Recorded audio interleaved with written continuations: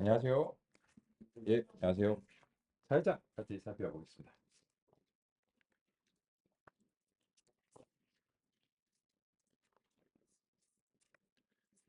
우리는 이제 기계학습으로 깊숙이 들어오고 있는데요. 지도학습 알고리즘은 K 최근접 이웃과 결정트리와 결정트리 앙상블을 이제 살펴봤는데요. 이제 선형 모형과 커널 서포트 벡터 머신 그리고 이제 신경망 이런 것들로 이제 연결해서 이제 살펴보려고 합니다. 왜 그렇게 구성을 하는가? 라고 하는 점과 이제 관련해서는 제 나름으로서는 이제 다음과 같은 이유가 있습니다. 이제 교재 순서와는 이제 좀 다르게 전개되고 있는데요. 그 제시 자체는 바람직하다고 이제 생각합니다. 근데 이제 다만 그 딥러닝의 관점에서 거꾸로 이제 돌아봤을 때 그 직전에 이제 뭐가 있었냐는 거죠. 그래서 이제 서포트 벡터 머신과 이제 신경망 이 서포트 벡터 머신도 뭐 어떤 사람들은 일종의 신경망이다 뭐 이렇게 이제 얘기하는 경우도 있습니다. 그리고 이제 이런 것이 어디서 나왔는가 하면은 이제 퍼셉트론으로부터 신경망이 이제 나왔는데 그런데 그러면 퍼셉트론이 무엇인가? 라고 하면은 1950년대에서 이제 60년대 첫 번째 황금기라고 할 수 있는 선형 모형 중의 하나로 평가됩니다. 그래서 이 결정 트리나 KNN과 같은 방식들은 이제 좀 다릅니다. 현재 이제 딥러닝이 동작하는 이제 방식하고는 이제 굉장히 이제 다르고, 그래서 딥러닝의 관점에서 이제 뒤로 돌아봤을 때 같은 패밀리에 속하는 것들을 하나로 꿰어서 살펴보기 위해서 선형 모형을 좀 배치를 뒤로 미뤘습니다.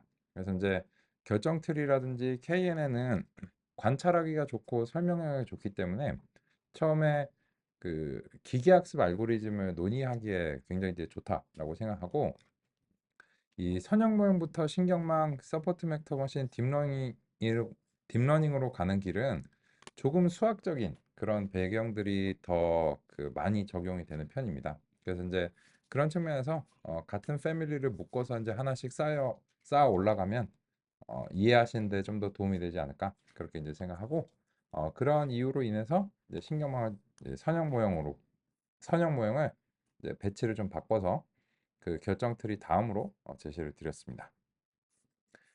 그렇고 3장, 4장, 5장에서 우리가 다뤘던 내용들에 대해서 소개를 이제 드리면, 이제 데이터 전처리와 스케일 조정이 무엇인지를 알고 어떻게 하는지 이제 아셨고요. 우리가 다루지 않은 것은 3.4절과 3.5절입니다. 요거 이제 비지도 학습이고 보통 탐색적 데이터 분석에 도움이 되는 그런 기법들입니다. 요거는 아마 내일 들어가게 될 것 같습니다. 그래서 이제 그렇고요. 4장의 데이터 표현과 특성 공학은 한 개도 안 했어요. 그래서 이제 이 4장과 관련해서는 아직 손을 댄 적이 없는데, 이 부분들은 주로 선형 모형을 논의할 때 도움이 되는 편입니다. 그래서 이제 대체로 이제 선형 모형한테 많이 도움이 되는 편이고, 그래서 선형 모형하고 연결을 해서 같이 이제 살펴보면 선형 모형한테 그러한 이유로 인해서 이렇게 도움이 되겠는구나 라고 하는 점을 논의할 예정이고요. 5장의 모델 평가 성능 향상에서는 그리드 설치 우리 튜닝기라고 부르고 있죠. 튜닝기를 사용하고 있습니다. 그래서 이미 도입을 했습니다. 이미 도입을 했고, 그리고 이제 교차 검증은 튜닝기에서 이제 자동으로 교차 검증을 해서 성능을 측정합니다. 그래서 이것도 튜닝기를 도입하면 이미 도입을 하긴 한 건데 논의가 되진 않았습니다. 그래서 이제 간단하게 논의하면 될 것 같고요. 그래서 사실상 5장에서는 우리가 대부분 이제 다루고 있고, 또 평가 지표와 이제 측정과 관련해서는 이제 뭐 분류와 회귀에 따라서 평가 지표들이 다르고, 또 이제 뭐 분류에서도 정확도 하나밖에 논의를 안 드렸는데 다른 게 있을 수 있다. 이 정도 이제 간단한 얘기니까 부담은 없습니다.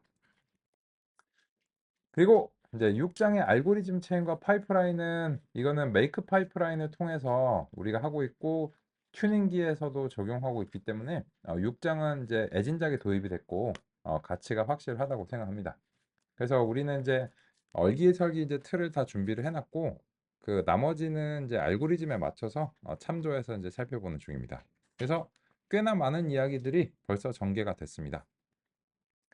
그러면 이제 일단 교재 73페이지를 펼쳐놓고 74페이지 선형 회귀에 대해서 어제 이제 논의 드리던 부분부터 시작을 해보도록 하겠습니다.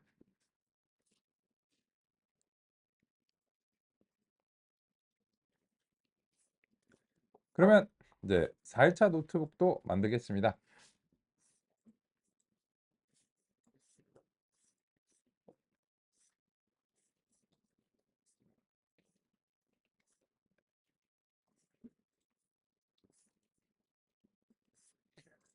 주피터 노트북으로 하실 수도 있고, 그죠? 그리고 이제 논의드리고 있는 비주얼 스튜디오 코드로도 할 수 있죠.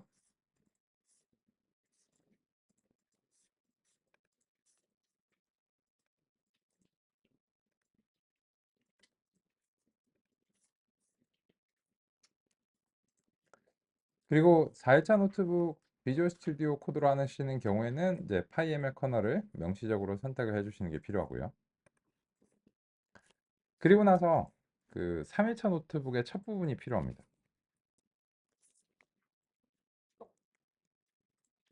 요 임포트 구문들은 동일하고요. 그리고 모델 평가 함수를 우리가 적극적으로 활용하고 있습니다. 우리가 이제 직접 정의를 했고요. 그래서 이제 요 두 개인데 이 두 개를 Shift 키를 누른 상태로 화살표 키를 조작하시면 다음과 같이 이제 그 선택됐다는 의미에서 배경 색상이 살짝 달라집니다. 그런 상태에서 이제 셀을 이제 복사를 하시고 그리고 4일차 노트북에다가 붙여 넣으면 그 단축키 V입니다. 혹은 이제 요 빈 셀을 하나 선택하시고 여기도 이제 붙여넣기 하시면 붙여넣어집니다. 그래서 3일차 노트북에 처음 두 개 셀을 다음과 같이 이제 붙여넣은 다음에 모두 실행을 해서 정의가 되도록 하겠습니다.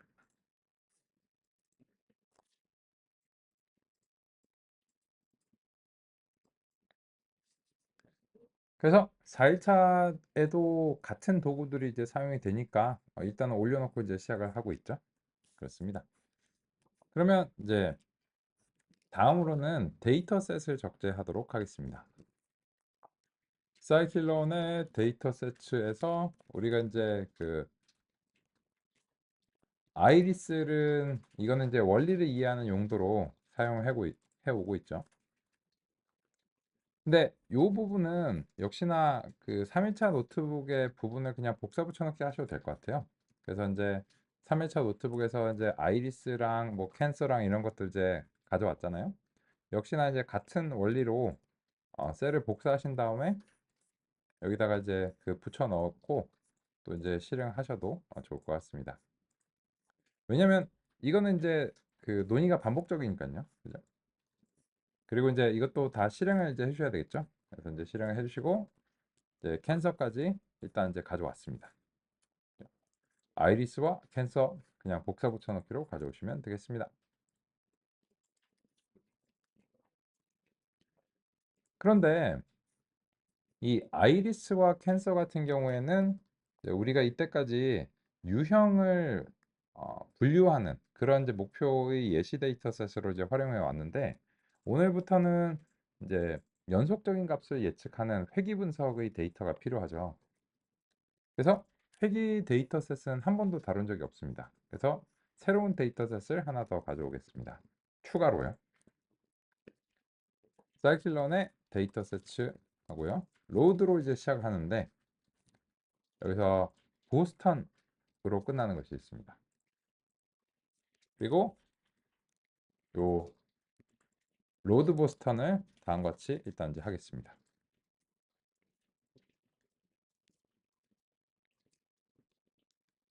근데 이 보스턴을 하면은 그 주피터 노트북에서는 이렇게 막 분홍색으로 나올 거예요. 요거는 이제 퓨처 워닝입니다. 이 경고는 오류는 아닙니다.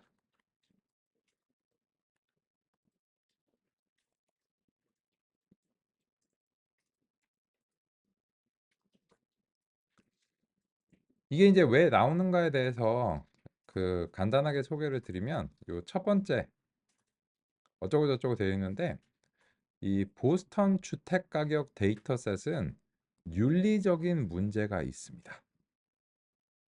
그래서 웬만하면 사용하지 않기를 강력하게 사용을 지양하시기를 강력히 권고드립니다. 뭐 이런 식으로 이제 얘기가 나옵니다. 그래서 이게 왜 무슨 뭐 기술적인 문제도 아니고 윤리적인 문제일까 이렇게 싶으실 텐데요.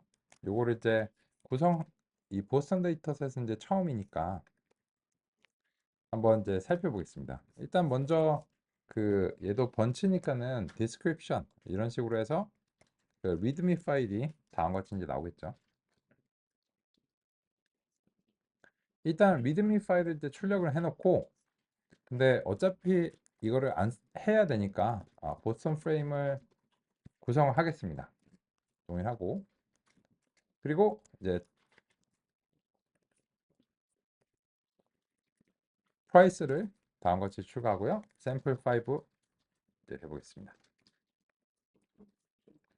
네, 여기서 그 경고 때문에 이 구성한 그 프레임이 잘 안 보이는데요. 그래서 이제 셀을 이제 분할을 해가지고 어, 다음번 셀에서 이런 식으로 이제 하겠습니다. 이거는 이제 통상적인 절차죠.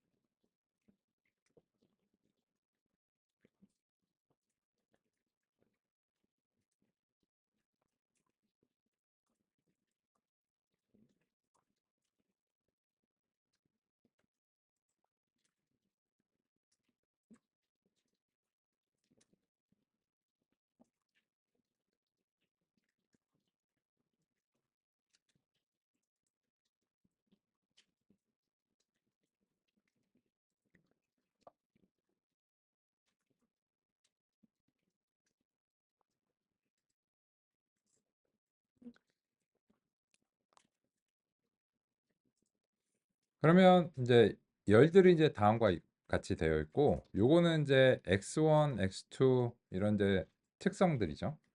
그런데 이제 총 13개가 있습니다. 그런데 이제까지와 다른 점은 타겟 값이 21.4, 50.0, 24.4 이런 식으로 연속적인 값들이기 때문에 이런 것들은 이제 회귀 분석의 이제 대상이다라고 할 수 있습니다. 그러면 이거는 주택 가격과 이제 관련된 데이터셋이라고 하는데 도대체 무슨 윤리적인 문제가 있다는 걸까요? 그죠? 여기서 이제 열 제목을 보시면 이 열 제목으로 뭐 대략적으로 짐작할 수 있는 거 있죠. 예를 들자면 텍스 뭐 이런 거는 뭐 세금 이런 거니까는 이제 짐작이 쉬운 것 같고 뭐 그 다음에는 이 에이지가 뭐 그 집에 사는 사람들의 평균 연령을 얘기하는 건지 아니면은 그 주택의 그 노후의 정도를 얘기하는 건지 예를 들어서 이제 여기 좀 가면은 음마 아파트 단지 있잖아요. 그죠? 재건축 뉴스에 많이 나오는 걔네들 막 70년 됐잖아요.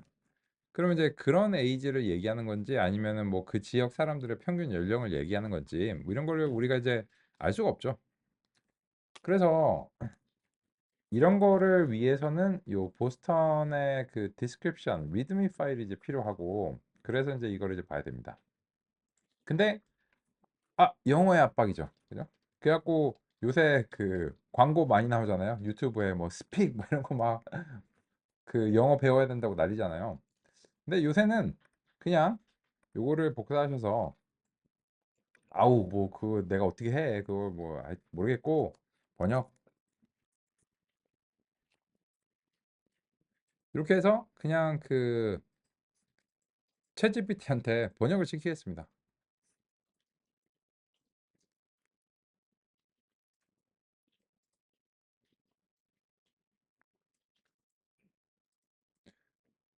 정말 막 섬세한 문학적인 뭐 그런 얘기가 아니라면 그 기술적인 문서들은 번역이 굉장히 잘 되는 편이죠, 요새.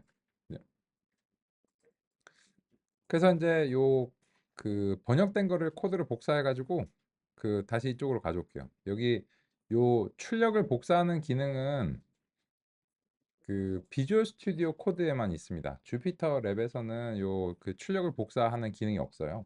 그래서 인제 이 그 조그만 점을 셀 출력 복사 이렇게 이제 하시면 되고, 그러면은 인제 덕분에 인제 번역이 됐으니까 이 마크다운 셀을 하나 추가하고 이제 번역이 된 거를 여기다가 이렇게 이제 문서로 추가를 이제 해 보겠습니다. 그래서 인제 보스턴 주택 가격 데이 데이터 셋. 이건 안 하셔도 돼요. 그냥 뭐 제가 그 설명을 위해서 여기다가 이제 추가해 놓는 거고, 또 이제 필요하시면 제 거 다운로드 받으시면 되니까는 뭐 이렇게 이제 하는 거지. 그럼 이제 그 아름다운 우리말로 그 되어 있는 거를 가지고서 같이 이제 살펴보겠습니다. 여기 이제 보니까 여기서 이제 CRIM이라고 하는 게 첫 번째 속성인데, CRIM이 뭐야? 아, 범죄율이었군요. 그죠? 크라임의 약자였던 걸로 보입니다. 이게 범죄율이 높은 동네에 살고 싶진 않죠. 그죠? 그렇기 때문에 범죄율과 주택 가격이 어느 정도 연관이 있지 않을까라고 이제 생각이 됩니다. 그리고 이제 ZN, 이게 주거용 지역의 비율, 그러니까 이게 뭐 상업지구랑 뭐 주거용 지구랑 뭐 이런 게 섞여 있는 경우에 주거용 지역의 이제 비율인데, 그 비율이 이제 높거나 이제 낮은 것에 따라서 이제 다를 수 있을 것 같습니다. 네, 제 그 샘플 5에서 나온 거 보면은 이 주거용 비율이 95%이고 어떤 건 20%인데 빵 퍼센트인 것도 있네요. 그죠? 그 빵 퍼센트는 뭘까요? 그죠? 완전히 상업용 지구라는 건가? 그렇죠? 그리고 이제 INDUS는 이제 비소매 업무에 이제 뭐 A커 비율 뭐 이렇게 이제 나오고요. 그리고 CHAS는 이제 찰스간 가장자리 더미 변수라고 하는데, 1이면 강이 경계하는 경계고 그 외에는 0인데, 요거는 이제 강변 여부를 따지는 건가 싶습니다. 그죠? 그리고 이제 다음으로는 이제 NOx는 이거는 대기 오염 같은 거, 뭐 공장 단지에 뭐 근처에 있으면 막 캑캑캑캑 뭐 대기 오염 많고 뭐 이렇겠죠. 그래서 그렇고, 요 RM은 평균 방수, 룸의 약자 정도인가 보네요. 그죠? 이걸 우리가 짐작할 수는 없죠. 그래서 이런 것들이 이제 우리가 그 문서를 봐야 되는 이제 이유이기도 하고요. 그리고 아까 보니까는 에이지가 뭐의 에이지냐 이런 걸 이제 몰랐는데, 1940년 이전에 건설된 주택의 비율, 심지어 이제 그 연도도 아니네요. 그죠? 비율이라고 되어 있습니다. 그런데 이거를 이제 보면서 우리가 의문스러운 게 무슨 윤리적인 문제가 있는 거냐, 그죠? 여기 있습니다. 여기 마지막에서 세 번째 보실까요? B 값이 도시별 흑인 비율을 따지고 있어요. 그러니까 이 B가 블랙 피플의 비율인 거예요.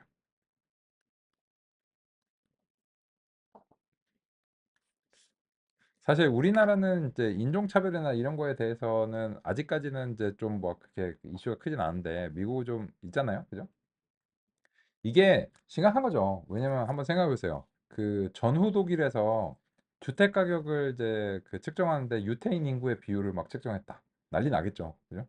근데 미국은 전쟁에서 이겼으니까. 그죠? 어쨌든 그렇고요. 그래서 이게 이거 좀 쇼킹한데? 이 기준 자체가? 이게 그 1970년대 데이터입니다.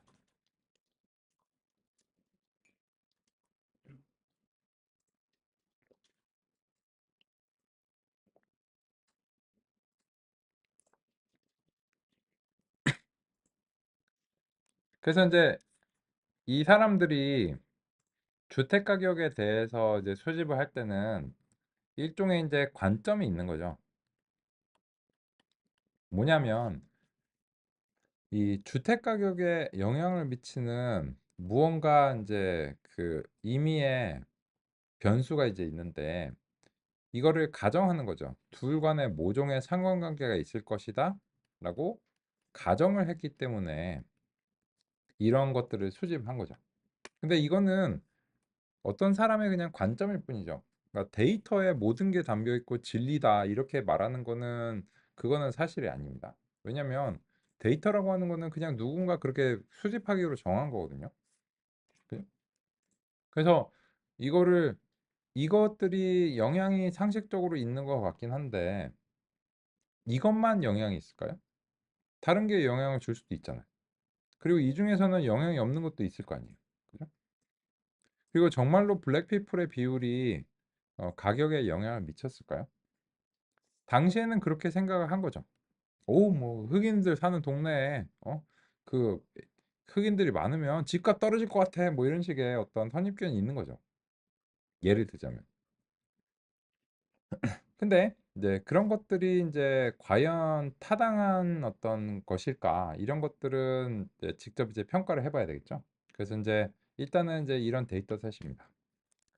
그래서 요 이제 데이터셋을 이제 읽어올 때는 그런 이유로 인해서 윤리적인 문제가 있습니다. 라고 얘기를 하고 있는 겁니다. 그래서 이제 이 조금 있다가는 이거는 없앨 겁니다. 라고 하는 경고를 내고 있습니다.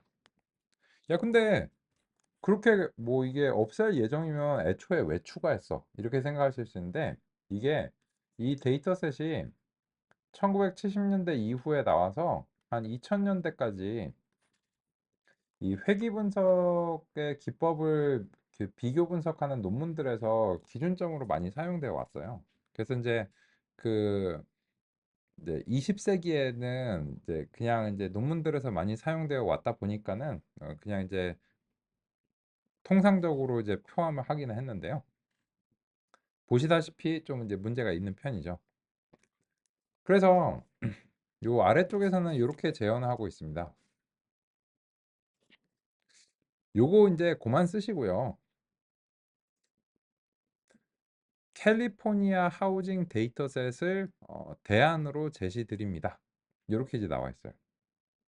그래서 일단은 이거를 이제 왜 읽어왔냐면 교재에서도 일단 이 보스턴 데이터셋을 사용해서 논의를 하고 있어요. 그래서 이제 교재랑 비교를 하기 위해서 이제 필요하고요.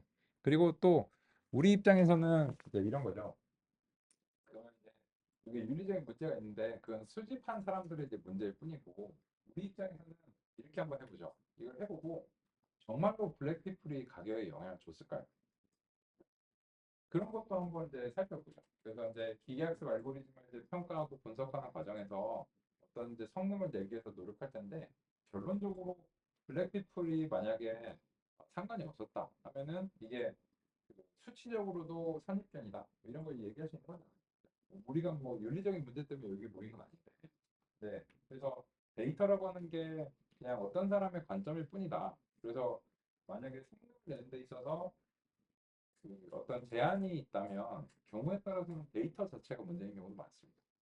그러니까 무조건 알고리즘만 가지고서 이제 되는 게 아니거든요. 그러면 캘리포니아 하우징 데이터도 한번 읽어볼까요? 비교 분석 이제 해보기 위해서요.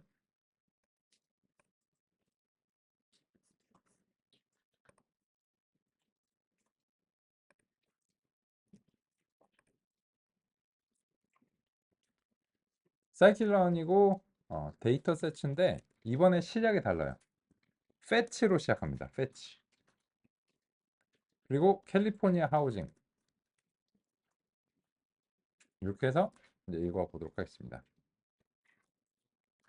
요거를 하시면 저 같은 경우에는 이게 바로 됐는데 아마 이게 바로 안 되시고 다운로드가 진행이 될 거예요. 이게 로드로 시작하는 것들과 fetch로 시작하는 거를 굳이 이름을 바꾸는 게 이유가 있습니다. 이 로드는 바로 적재를 하는 건데 이거는 타이니 데이터셋인 경우에 그냥 사이클런에 바로 포함이 되어 있습니다. 이거는 얘네들은 너무너무 크기가 작아서 라이브러리 자체에 그냥 포함시켜도 전체 크기에 큰 영향이 없는 정도로 정말 이제 타이니 토이 데이터들인 거죠. 근데 우리는 알고리즘을 처음 접하고 있으니까는 이렇게 타이니 토이 데이터들을 가지고서 얘기를 이제 해왔고요. 요 fetch라고 하는 것은 일부러 말을 바꾸는 겁니다. 이 fetch는 뭐냐면 예를 들어서 이제 강아지랑 놀 때 이렇게 공을 던져가지고 공 물어와 이러면은 요걸 이제 fetch라고 하거든요. 근데 가서 가져온다 이런 건데 그래서 이 fetch로 시작하는 것들은 좀 규모가 있는 겁니다.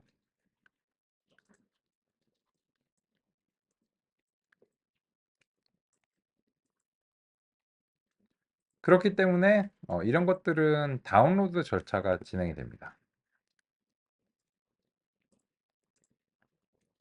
왜냐면 이런 것들은 보통 이제 그 수백 메가 단위 이런 이제 데이터셋들인데 이런 거를 소프트웨어에다가 포함시켜 놓으면 안 되겠죠. 그래서 이제 fetch로 시작하는 것들은 조금 규모가 있는 것이다 라고 보시면 되겠습니다.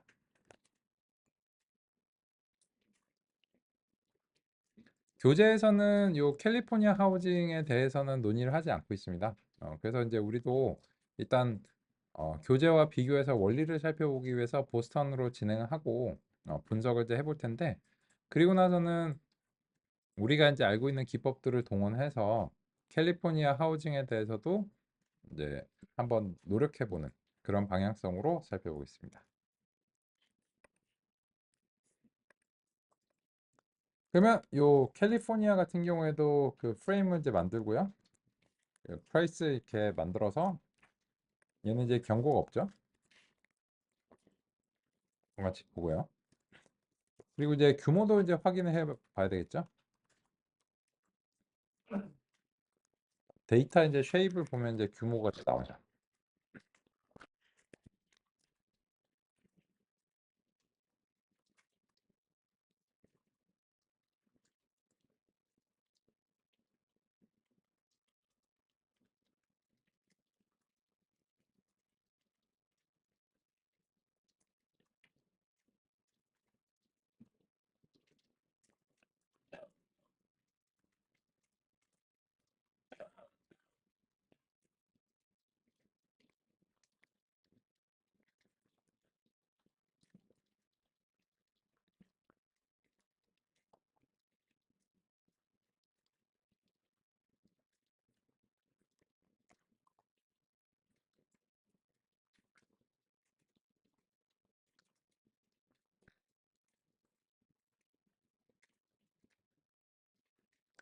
그러면 이제까지는 뭐 수백 개 정도 상대하다가 이제는 2만 개나 되는 데이터셋이니까 약간 규모가 생겼죠.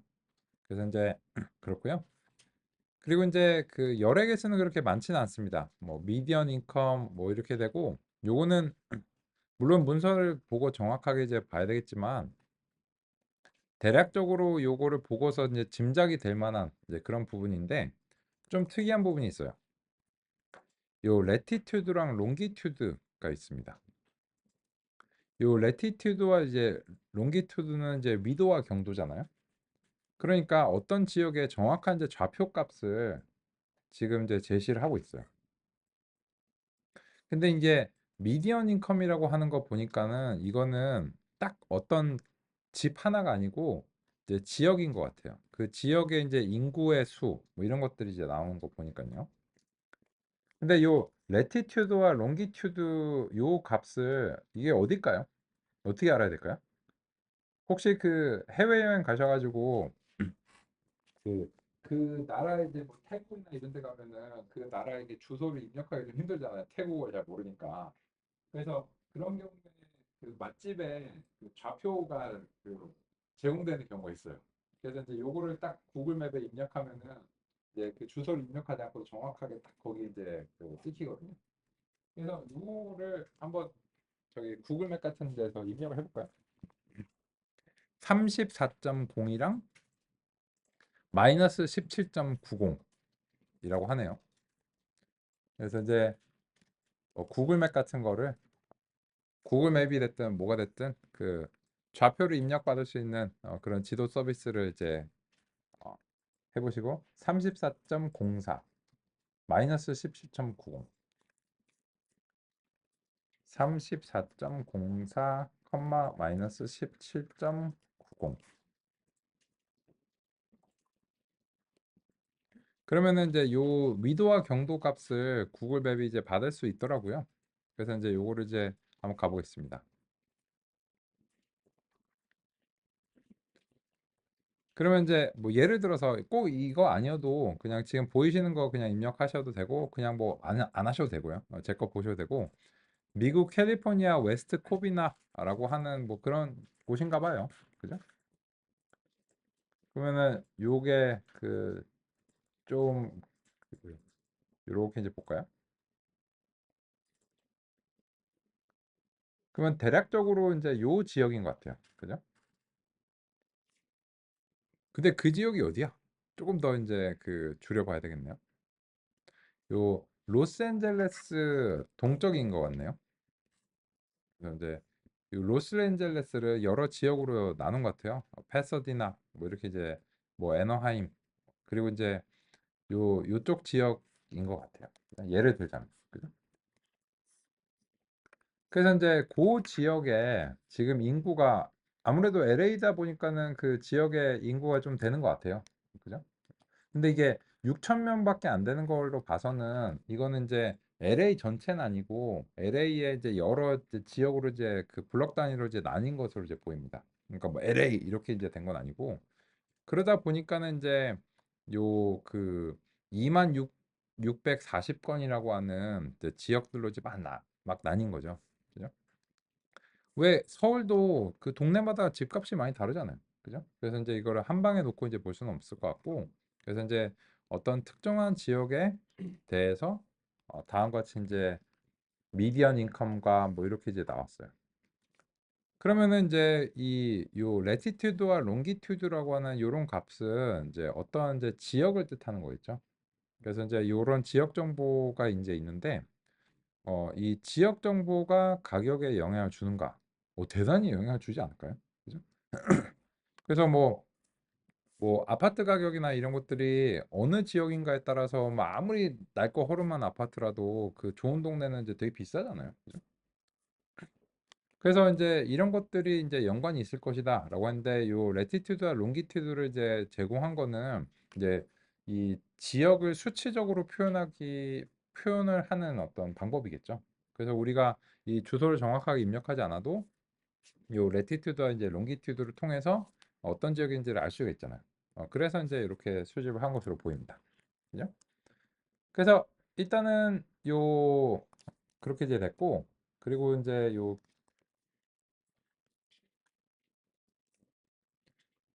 프레임에서 이제 이 인포를 이제 살펴보시면 이 캘리포니아 데이터 같은 경우에는 뭐 수백 메가는 아니에요. 뭐 그 고작 해봤자 뭐 2만 건 정도의 저런 데이터들은 그렇게 뭐그 많지는 않은데 어쨌든 메가바이트 단위로 좀 바뀐다라고 하는 것이 좀 차이점입니다. 근데 상대적으로 이제 보시면 이제 이 보스턴 같은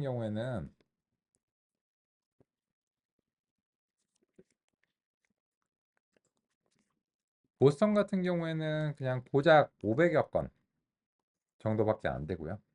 그래서 이제 그 55kB 정도 이렇게 이제 됩니다. 그래서 이제 차이가 이제 있죠. 규모적인 측면에서 이제 차이가 이제 있다라고 하는 것을 알 수 있습니다.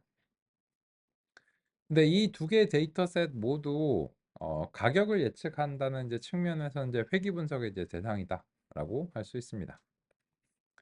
그래서 우리는 이제 이런 것들을 이제 해나가는 것이 이제 목표인데요. 일단 그러면 다짜고짜 한번 해보겠습니다. 사이클론에서 우리가 알고 있는 알고리즘들을 순서대로 한번 꺼내 볼까요?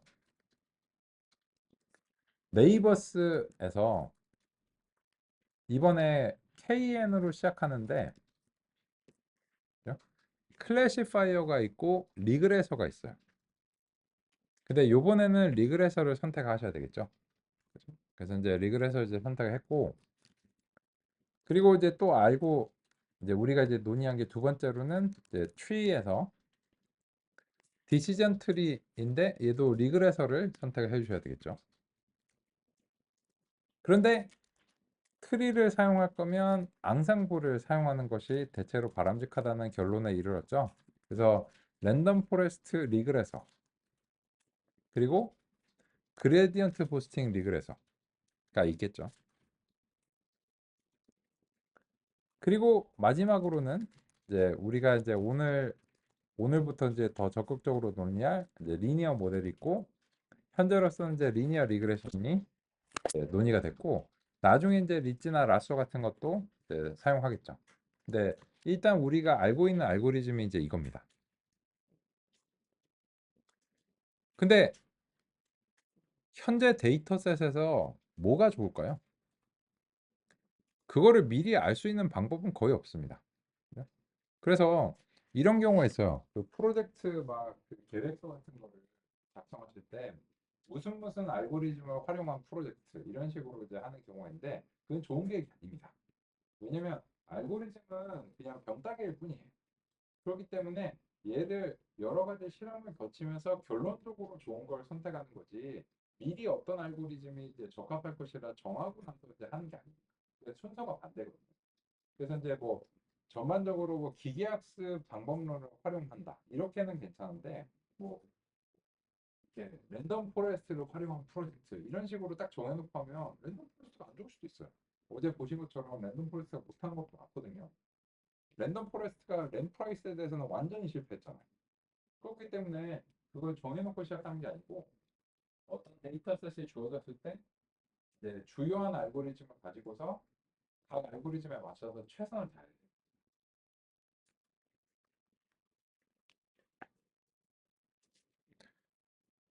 그러면 이제 그 요 얘네들을 사용하면서 이제 비교를 해 보셔야 되는데, 먼저 첫 번째 주자 KNN이죠. 그래서 이제 K 네이버스 리그레서고 N 네이버스 이제 5가 이제 기본값이겠죠. 잽을 좀 날려 볼까요? 그래서 이제 모델 평가 이렇게 하는데, 혹시 가끔 이러신 경우가 있어요. 아, 성주야, 이 나는 잉글리시가 좀 좋단다. 이 한영키를 변환하는 게 상당히 귀찮거든. 이렇게 하시는 경우가 있어요. 그러면은 이렇게 하시면 돼요. 그 정의를 바꾸실 필요는 없고 이벨리웨이트 모델에 모델 등으로 모델 평가를 할당하시면, 그러면은 정의를 모델 평가라고 한국말로 하셔도 그 밑에서는 이벨리웨이트 모델이라고 쓰셔도 돼요. 잘 되죠. 그죠?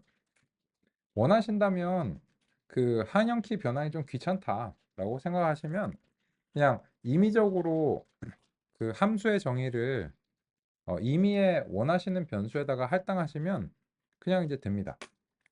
그럼 이거는 두 개 다 돼요. 요것도 되고 모델 평가도 여전히 동작합니다. 그죠? 그래서 이제 원하시는 대로 이제 하시되, 그 지금처럼 이렇게 그 뭐 명칭이 내가 마음에 안 든다 하면은 얼마든지 이제 바꿔서 하시면 이제 되겠습니다. 그런데 이제 그 중요한 점이 이제 있을 수 있죠. 난수 초기 값을 이제 고정하는 게 좀 필요하잖아요.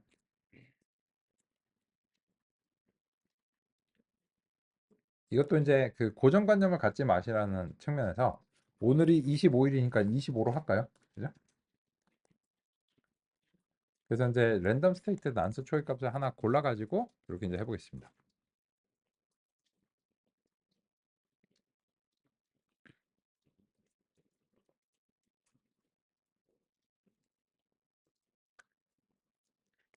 그러면 이제 보시면 이제 KNN 같은 경우에도 연속적인 값을 예측하는 게 가능합니다. 그 어떻게 하냐면 예전에는 5개 다수결 했잖아요. 근데 이번에는 그 이웃들의 값을 그냥 평균 냅니다.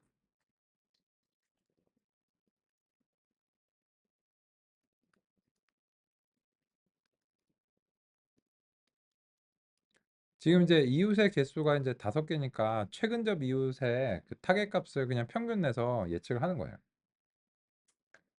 근데 보시면 훈련 시험 굉장히 안 좋습니다. 그런데 KNN 같은 경우에는 한 가지 고려하실 게 있죠. 뭐냐면 단위가 다른 걸 되게 안 좋아하잖아요. 그래서 이제 그런 문제가 있는지 보스턴에 한번 봐야 돼요. 아, 단위가 실제로 많이 다르죠. 그래서 이 KNN에 대해서는 바로 포기하기 전에 아, 단위가 좀 많이 다르구만. 그러면은 이제 전처리가 좀 들어가 줘야 되겠군. 그래서 일단 그 단위 정규화 정도는 프리 프로세싱에서 이제 해줘야 되고요. 이게 민맥스가 좋을지 스탠다드가 좋을지 로버스트가 좋을지 알 수가 없는 상황이고, 그리고 이제 이런 게 들어간다면 역시 파이프가 나와야 되겠죠. 파이프라인 메이크 파이프가 나올 거고, 그리고 이거 튜닝해야 될 거 아니에요.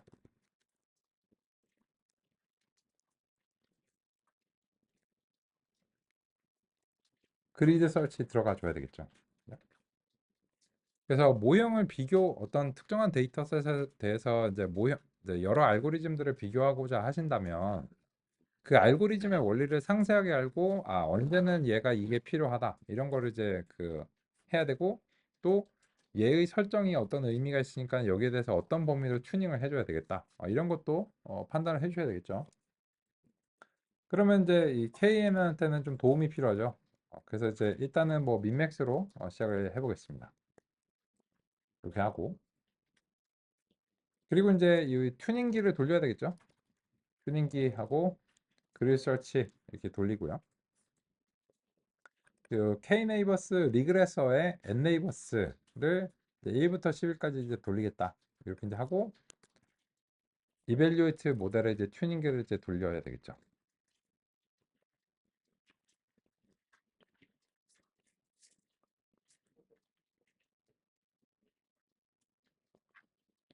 그러면 아까보다는 훨씬 낫습니다.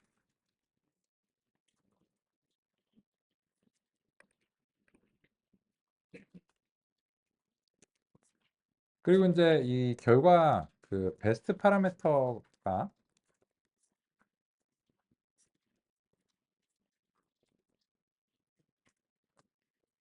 무엇인가에 대해서도 이제 알고 싶죠.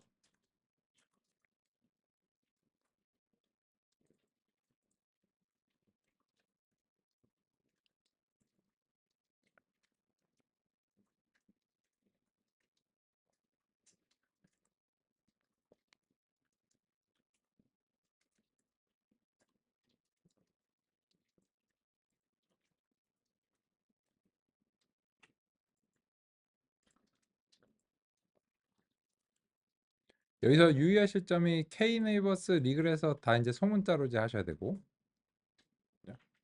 요거를 하시는 이제 좋은 방법은 요거를 이제 그 복사 붙여넣기 하신 다음에 다 소문자로 바꿔주시면 되겠죠. 그리고 밑줄이 2개 들어가죠. 그리고 이제 1부터 뭐 10까지 정도 범위에서 살펴보시는 걸 권장하고요. 그리고 이제 여기서 한 가지 더 하자면 이게 그 기본적으로 유클리드 거리인데 이게 맨하탄 거리나 이런 것이 좀 도움이 될지도 몰라요. 그래서 설정을 하나 더 이제 보겠습니다.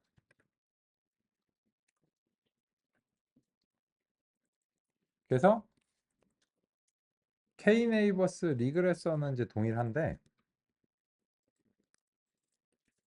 여기서 이제 P라고 하는 이제 값이 있고, 요 P를 이제 1 또는 2로 지정하겠습니다.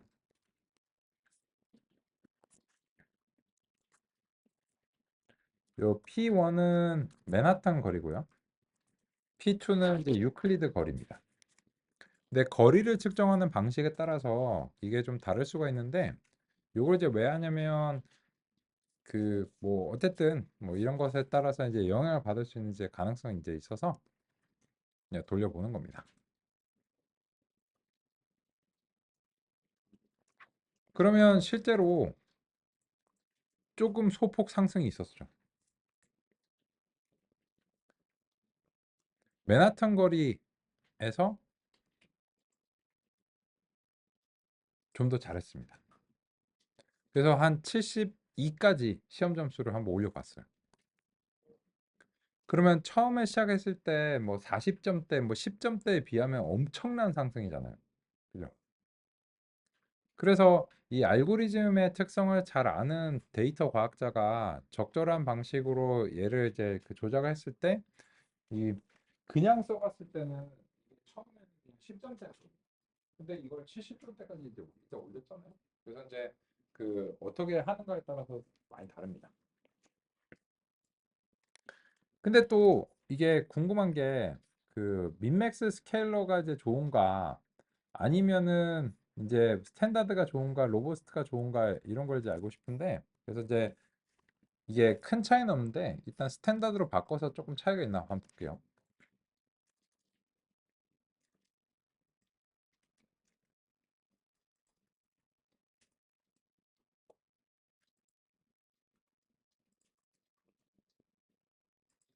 그러면은 아까보다 거의 비슷한데 소폭 낮은 정도죠. 소폭 낮은 정도고, 그러면 이제 로버스트 스케일도 비슷하지 않을까라고 하는 생각이 듭니다. 이 스탠다드 스케일러와 로버스트 스케일러의 차이점은 얘는 평균하고 분산을 그 사용하는데, 요 로버스트 스케일러는 이제 요 평균 대신에 그 중위값을 사용합니다. 미디언을 사용해요. 그리고 이제 이 편차 같은 경우에도 그 Q1부터 Q3까지를 이제 합니다. 근데 지금은 로버스트 스케일러랑 스탠다드 스케일러가 이제 거의 유사한 결과고, 이게 비슷한 방식이니까는 예, 유사한 결과인데, 이건 언제 쓰냐면 그 이상치가 많은 것으로 간주되는 경우에 로버스트 스케일러가 조금 더 나은 경우가 있어요. 근데 지금은 민맥스 스케일러보다 둘 다 이제 못하니까 이제 민맥스로 이제 바꾸겠습니다. 그래서 일단 KNN이 그 처음에 이제 시작을 했죠. 그래서 이제 한 훈련 79에 이제 72 정도로 시작을 한 것을 확인할 수 있습니다. 근데 우리는 이제 몸 풀었죠. 몸 풀었고, 오케이, KNN이 이 정도 했구만. 그럼 이제 다음으로는 이제 결정 트리가 나와야 되겠죠. 그래서 이제 결정 트리, 이제 그 다음으로 디시전 트리가 갑니다. 그러면은 이 디시전 트리 그 처음에 겁먹지 말고 맥스 뎁스를 일단 그 넌으로 주고 일단 한번 해봐야 되겠죠. 물론 이제 튜닝을 이제 해야 될 가능성이 있는데, 얘는 맥스 뎁스를 그 반씩 줄여가면 되니까는 튜닝기가 조금 귀찮아요. 그래서 일단은 기본적으로 한번 이제 보고, 그런 다음에 이제 그 튜닝을 위해서 최대 깊이를 획득을 이제 한번 해보겠습니다. 근데 이제 이렇게 하니까 이 KNN에 대해서 그 매번 이제 튜닝이 이제 좀 들어가니까 이게 좀 반복적이네요. 그래서 요거를 각각의 모형으로 좀 쪼개야 될 것 같습니다. 그래서 안 그러면 이제 계속 했던 부분을 다시 이제 실행하게 되니까 셀 분리를 이제 해서 독립적으로 좀 하는 게 좋을 것 같습니다. 그래서 일단 이런 것들을 다 사용할 예정인데, 그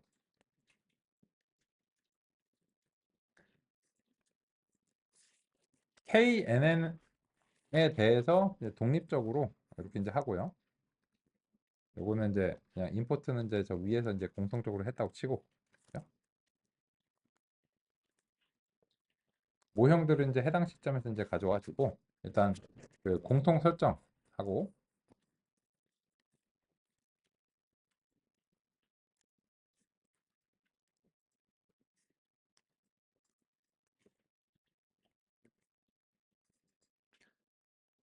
실험을 이제 반복하지 않기 위해서 각 알고리즘별로 셀을 독립적으로 이제 나누겠습니다. 그래서 현재 결정 트리로서는 다음과 같이 이제 했습니다.